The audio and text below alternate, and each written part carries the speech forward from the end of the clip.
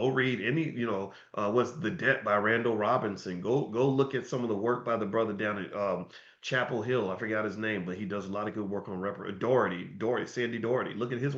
There's so many people. Look at the stuff I've done.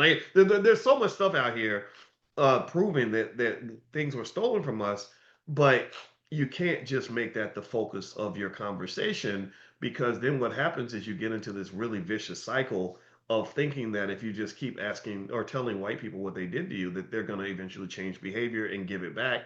And I don't see a lot of evidence of that. So I think while we're telling them what they did, sure, we can be honest on that conversation. We also have to say, okay, what is it that we can do that's going to take what we have and make something out of it? Your focus is everything. Mindset is everything.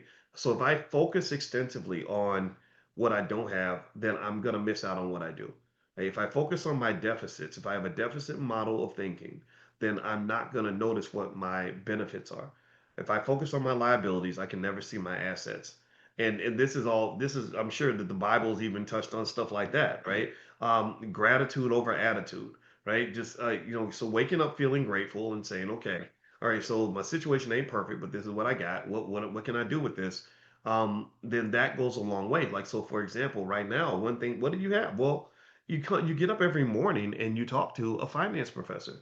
That's a blessing in a way. Not that I'm not trying to shout myself out as a blessing, but I'm saying to you, do you understand that I did not meet a black college professor until I was 20 years old? I never, and I went to school. I went to undergrad, master's, PhD level work, took dozens and dozens of classes. I don't know. I lost track. I probably took over 100 classes. I never had a black teacher, not one time. Not once did I ever have a black professor. And so really the fact that you and your kids can get up every morning and we can all talk, and I can literally lay out for you in a very simple way just all, so many of the secrets of wealth and money. I think that goes a long way. It really does. It definitely defeats the false narrative that, well, they have everything because they hide the information from us. No, ain't nothing that the Rothschilds know that I didn't learn from financial theory. There's nothing that the Trumps know that I can't break down for you in 1,000 different ways that would probably confuse even the Trumps, right?